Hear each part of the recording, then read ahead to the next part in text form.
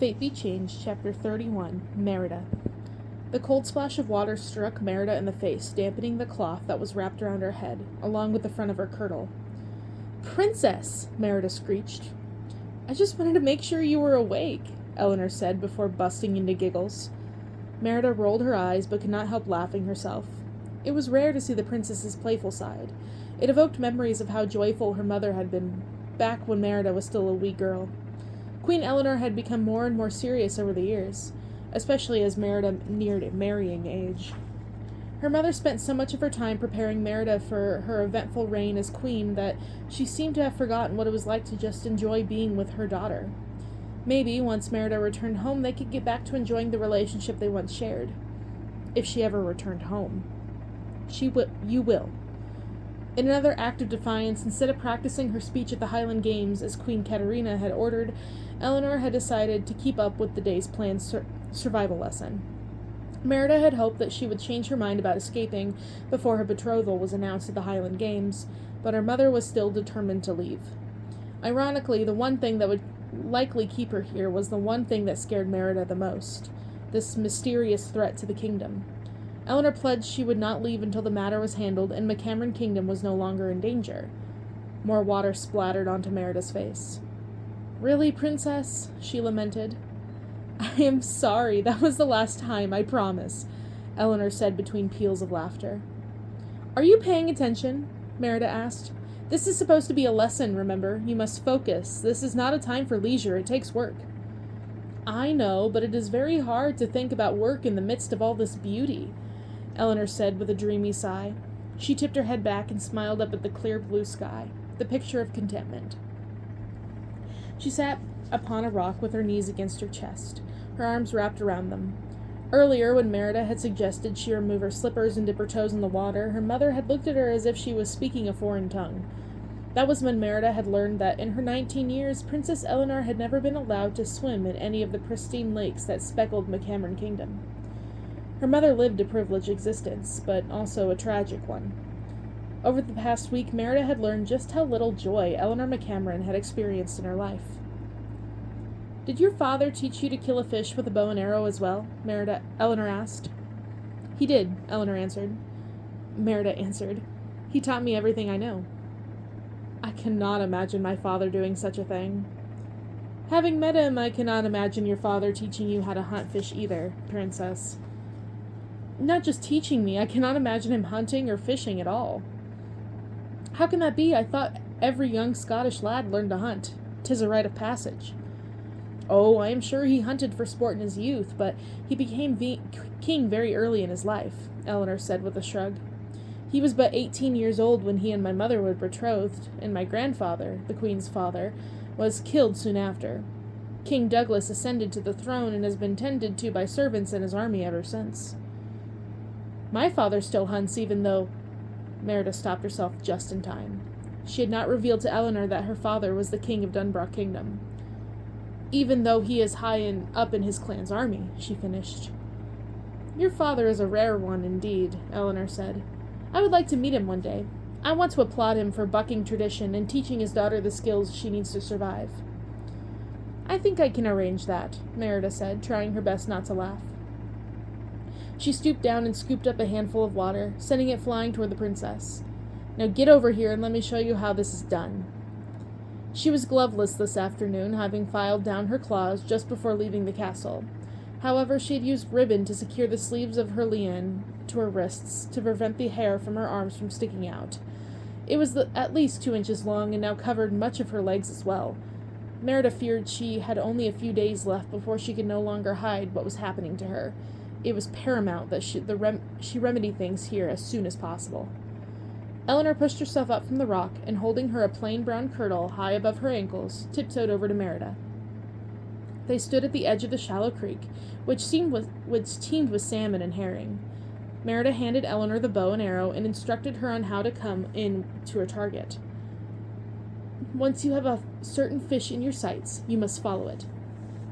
Do not just aim at the water and hope you strike one." Eleanor nodded and lifted the bow. No, Eleanor said. "You must keep the bow close to your chest. It affords you better control, remember?" She put her arms around the princess and caught hold of the bow. You should hold it like this. Maybe I can help. Both Merida and Eleanor yelped and spun around at the same time. Fergus stood several yards away, casually leaning an elbow against a tree near where their horses were tied.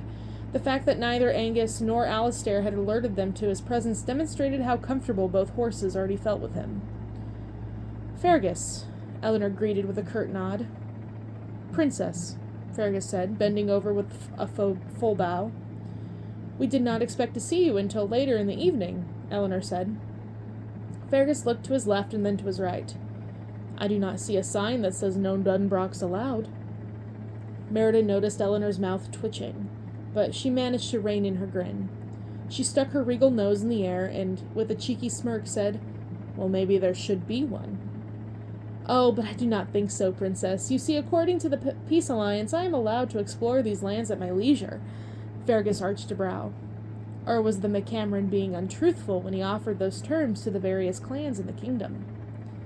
His tone was playful, and to Merida's utter delight, so was Eleanor's. These lands are vast, Eleanor said. I am just surprised that you would end up here of all places. Everyone knows this creek has the most fish, Fergus said. Stay here a bit longer and you're bound to see the feisty lads of Clan McNair. They love the herring and whiting. Fergus nodded at the bow in her hands. Besides, your maid told me where to find you. Eleanor turned to her. You did? She did, Fergus said. He pushed away from the tree and sauntered toward them, his arm still crossed over his massive chest. Learning to fish, eh? Just a short lesson, Merida said. We are coming to our camp once you are done so we can return to Clan Inez. He shook his head. We should not return to the village just yet. Why not? Eleanor said. One of my men was just there. He had several of the shop owners mention the vicar and his wife who visited the other day, asking questions of everyone. We do not want them to become suspicious. He looked to Eleanor. I think I would rather help you learn to fish today, Princess.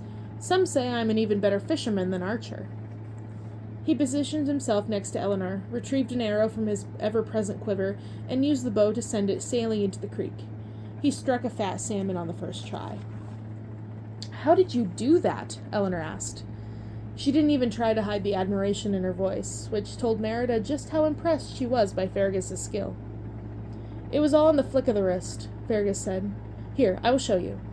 He rounded Eleanor, stopping just behind her and capturing her left wrist in his hand. Before she could put up a protest, he said, I just want to show you how to hold the bow. Eleanor's shoulders lost some of their stiffness. She gripped the bow's handle. Is this correct? She asked. Fergus peered down at her, and in a voice so soft Merida could barely hear it, said, It is perfect. Merida brought her hand to her chest. It felt as if her heart had grown to twice its size. She was torn between slipping away so they could be left alone and drawing closer so that she would not miss another word. He reached behind him and pulled another arrow from the quiver, then slipped it into Eleanor's right hand. His massive size enveloped her. Nice and steady, Fergus said, as he guided Eleanor's hand back. Now, shoot. Eleanor released the arrow, sending it flying into the water.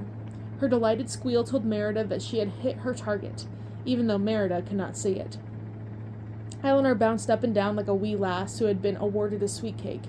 She turned to Fergus and threw her arms around him. Merida's breath caught in her throat, but before she could get too excited, Eleanor pulled away, taking several steps back. Thank you. That will be all, Eleanor said. But we are not done with the lesson, Fergus said. Yes, we are, she said. Her voice was back to being prim and proper. Merida slapped her palm to her forehead. She wanted to scream, and her mother wondered where she had gotten her stubborn streak from. It was nothing but pig-headedness preventing Eleanor from seeing how perfect she and Fergus were for each other. If that is what you want, I guess I should get to my fishing, Fergus said. But I must warn you, Princess, I like to take a swim in the creek before I fish. He put his hand on the brooch that pinned his plaid in place. Don't you dare, Eleanor warned. She looked to Merida. Her cheeks were as red as raspberries. Let us go before this scoundrel disrobes right here in front of us. The princess stuck her chin in the air and spun on her heel and started marching toward the horses. Merida followed closely behind. She looked back at Fergus and shot him a disapproving glare. It did nothing to wipe the grin from his face. As they approached the trees where they had tied the horses, Angus and Alistair suddenly went into an uproar, neighing wildly and stomping their hooves. Now they decide to make noise, Merida muttered under her breath. But then she stopped short at the sound of rustling. A second later, dozens of birds took flight from a nearby tree as if they had been spooked by something. Merida put a hand on Eleanor's arm. "Wait," she said. Eleanor looked back at her. "What?" Merida put a finger to her lips. She peered through the trees past where the horses had fortunately calmed down. "I thought I heard something," she said. "'Tis probably an arrogant Dunbrock splashing in the creek," Eleanor replied. Merida looked over at the princess and noticed the red hue was still staining her cheeks. That blush was rather telling, but Eleanor knew better than to mention it. "He only wanted to vex you." "Well, it worked. He is the most vexing man alive." "He just taught you how to fish," Merida pointed out. "I thanked him, didn't I?" she replied, as if that was sufficient. With that, she gathered her skirt in her hand and continued stomping toward the horses. Merida looked up at the sky and released an exhausted sigh, just when she thought they were making progress.